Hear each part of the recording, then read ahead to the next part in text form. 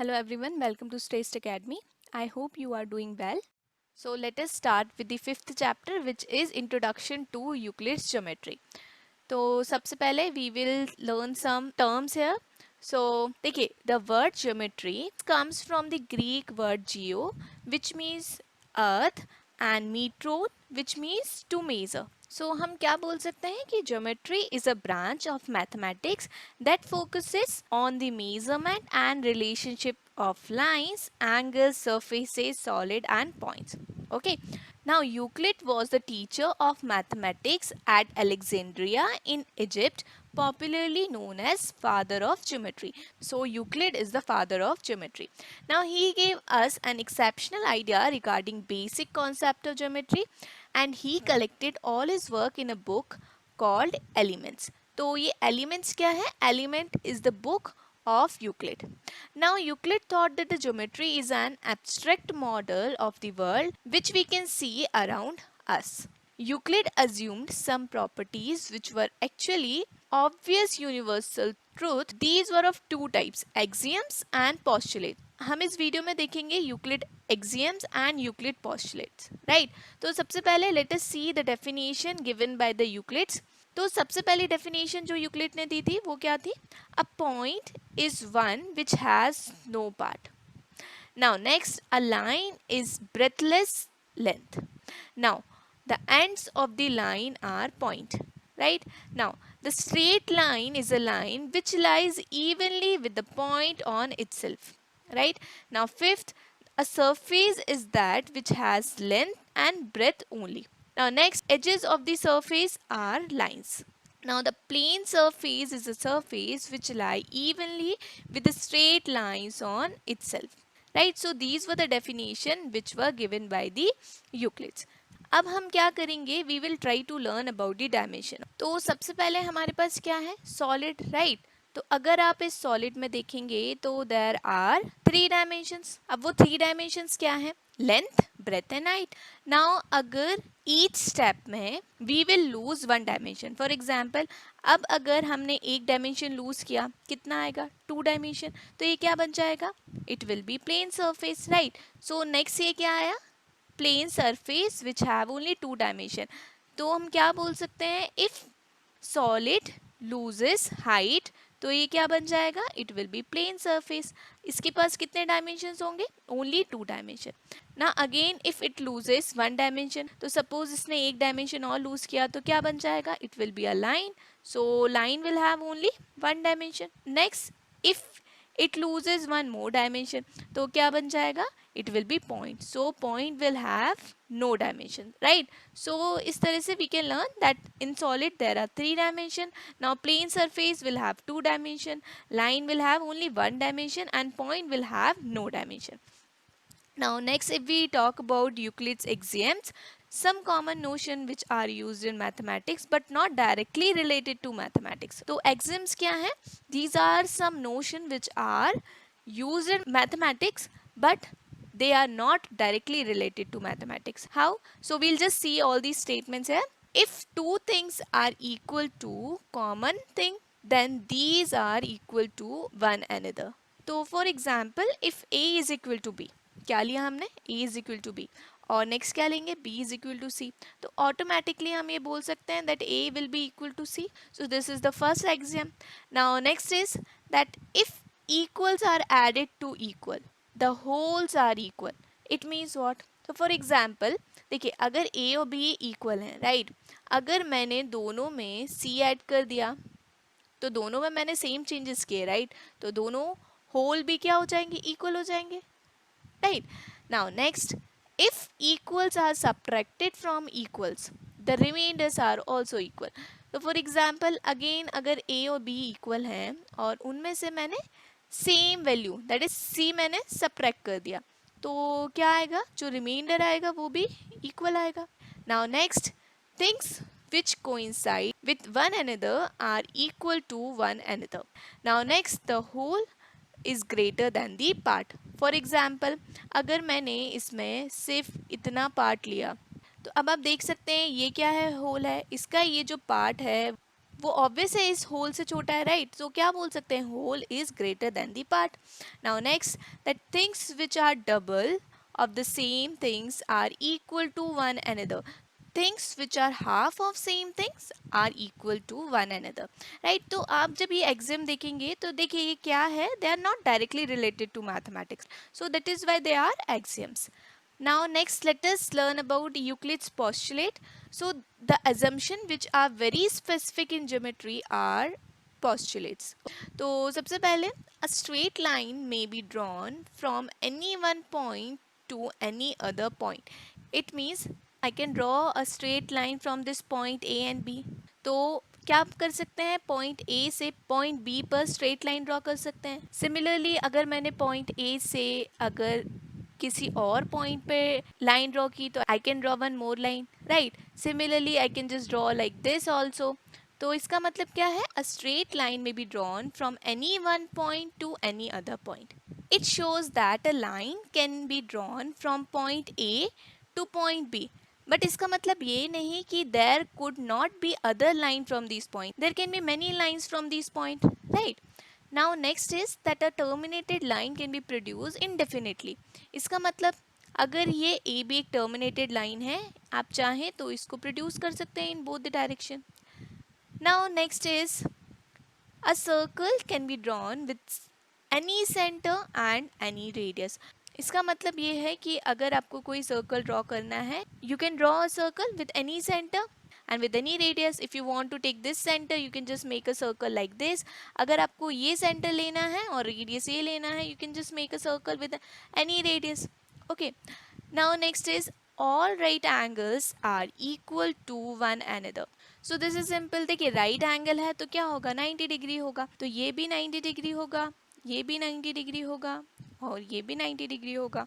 इसका मतलब क्या है, all right angle are equal to one another. Next, this is the parallel postulate.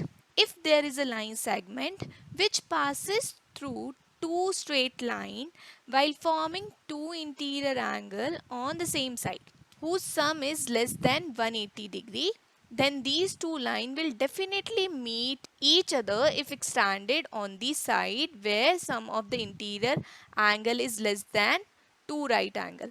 अब इसका मतलब क्या है, देखिए अगर हमने दो लाइन ड्रॉ की सच दैट एक लाइन सेगमेंट इन दो लाइंस को कट कर रही है, राइट? लेकिन वो कट कैसे कर रही है, these interior angle should be on same side. तो ये जो इंटीरियर एंगल बन रहे हैं इनका सम क्या होना चाहिए, less than 180 degree. The condition says that the sum of these interior angle should be less than 180 degree. तो इसका मतलब है ये जो दो लाइन सेगमेंट हैं अगर हम इसे प्रोड्यूस करेंगे they will definitely meet each other at some point. और ये कहाँ मीट करेंगे, in the direction where these two interior angles are formed. तो जब हम इस लाइंस को एक्सटेंड करेंगे वो कहीं ना कहीं जाकर इंटरसेक्ट करेंगे. तो इसी से हम एक पैरेलल लाइन का कॉन्सेप्ट और क्लियर कर सकते हैं. क्या बोल सकते हैं, that if sum of two interior angle on the same side is 180 degree then the two lines will be parallel. देखिए यहाँ क्या था, sum was less than 180 degree. तो इसका मतलब क्या था कि these line will intersect each other. But if the sum is 180 degree, right? तो उस केस में क्या होगा, these two line will be parallel to each other. Okay, so ये बहुत इंपॉर्टेंट पॉस्टुलेट है, that is parallel postulate. Now next, if we talk about Euclid's theorem, two distinct line cannot have more than one point in common. Suppose that we have two lines x and y. Okay, हमारे पास two lines हैं x and y and we need to prove that they have only one common point. So we shall assume that line x and y intersect at two distinct point a and b. तो क्या assume करेंगे हम कि ये दोनों line to distinct point पर cut कर रही हैं, right? Hence we have two line passing through two distinct point A and B. But this contradicts the Euclid axiom that only one line can pass through two distinct point. देखिए हमारे पास two lines हैं x and y और हम क्या assume कर रहे हैं कि these two line will intersect each other at two points A and B. Okay, तो ये हमने एज्यूम किया. बट यूक्लिड्स एक्सियम में क्या था, that only one line can pass through two distinct point. इसका मतलब अगर आपके पास टू डिस्टिंक्ट पॉइंट हैं, there can be only one line which can pass through these two point. Okay, तो इससे क्या होगा, this will contradict our assumption. Okay, जो हमने एज्यूम किया है कि these two lines are passing through these two distinct point, तो क्या आ जाएगा, hence two distinct line cannot have more than one point। इसका मतलब है टू लाइन्स अगर इंटरसेक्ट कर रही हैं तो they will intersect only at one point, they cannot have more than one point in common। So next, let us take one example। So if a point C lies between two points A and B such that AC is equal to BC, we need to prove that AC is equal to half AB। तो देखिए question में क्या दिया हुआ है, that A C is equal to B C. अब क्या करेंगे, according to Euclid axiom, if equals are added to equals wholes are equal, right. तो क्या कर सकते हैं हम, we can add A C on both the side. तो क्या कर रहे हैं, we are just adding equal on both the side. तो A C plus A C, B C plus A C, तो ये होल भी क्या होगा, equal. From this figure we can see that AB is a line segment part of two paths AC and BC। तो AB क्या हो जाएगा, AC plus BC from this figure, right। AB को क्या लिख सकते हैं, AC plus BC।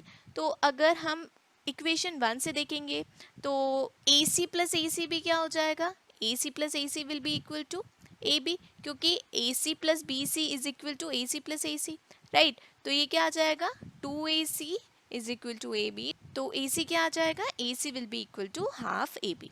ओके, तो इस तरह से we can just prove the statement that if a point C lies between two points A and B such that AC is equal to BC, then we can prove AC is equal to half of AB। Next, let us take one more example। देखिए, prove that an equilateral triangle can be constructed on any given line segment। इसका मतलब अगर कोई भी line segment दिया हुआ है तो we can construct the equilateral triangle. तो क्या करेंगे, using Euclid's postulate 3 we can draw two circle, one keeping AS centre and radius equal to AB। तो क्या करेंगे, taking AS centre and radius equal to this line segment AB, we'll just make one circle। Similarly, another circle with center B and radius equal to BA। अब क्या करेंगे, taking BA center and radius equal to BA, we will just make one more circle। तो ये दोनों जो circle हैं they will intersect at one point। तो ये क्या होगा, पॉइंट C। अब क्या करेंगे, draw line segment AC and BC to complete the triangle ABC। क्या करेंगे, we'll just join this AC and BC। While drawing we choose radii AC is equal to AB, right. और पहले क्या लिया था, BC is equal to AB। तो AB will be equal to BC is equal to CA, which means ABC is an equilateral triangle। तो देखिए construction में क्या किया हमने, टेकिंग ए सेंटर, पहले एक सर्कल ड्रॉ किया, क्योंकि यूक्लिड्स पोस्टुलेट में क्या था, we can draw a circle with any radius and any centre. तो हमने ए को सेंटर लेके we have drawn one circle, similarly B को सेंटर लेके we have drawn one circle. अब क्या किया, these two circle will intersect at one point, वो क्या हो जाएगा, C, and then we will just join it। so ये ABC क्या आएगा, it will be an equilateral triangle। why, क्योंकि आपने दोनों टाइम रेडियस क्या चूज किया था, AB, और ये AC और BC भी क्या आएगा, ये भी तो रेडियस आएगा सर्कल का। तो these three line segment will be equal, so ABC will be an equilateral triangle। next we have equivalent versions of Euclid's fifth postulate। तो फर्स्ट क्या है, प्ले फेयर एक्सियम। क्या है, प्ले फेयर एक्सियम। तो according to this, if you have a line L and a point P which does not lie on the line L। क्या है, आपके पास एक लाइन है L और एक पॉइंट है P, पॉइंट इस लाइन पर नहीं है, right. then there could be only one line passing through this point P which is parallel to line L। इसका मतलब क्या है, इस पॉइंट से सिर्फ एक ही ऐसी लाइन होगी जो कि इस लाइन L के पैरेलल होगी, अदर जो भी लाइन हम ड्रॉ करेंगे वो कहीं ना कहीं जाकर इस लाइन को इंटरसेक्ट करेगी, right. So there could be only one line through point P which will be parallel to the line L। तो ये क्या है, प्ले फेयर्स एक्सियम। नेक्स्ट क्या है, two distinct intersecting line can not be parallel to the same line. It means देखिए, अगर मैंने दो इंटरसेक्टिंग लाइन ड्रॉ की और मैंने एक पैरेलल लाइन ड्रॉ की, राइट, सो अगर देखिए ये लाइन एल के पैरेलल है तो ये लाइन एम के पैरेलल नहीं होगी।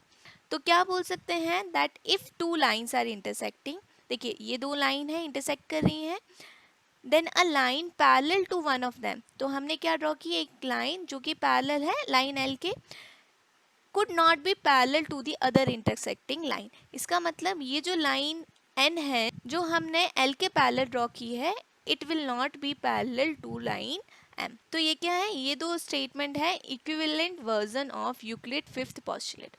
तो देखिए इस चैप्टर में आपको करना क्या है, you have to remember all these postulate, और ये जो दो क्वेश्चन मैंने आपको बताए हैं, these are very important question, okay, तो आपको इन दोनों को करना है। बाकी this chapter is very easy, all you have to remember is these definition। So thank you for watching this video. Please like, share and subscribe.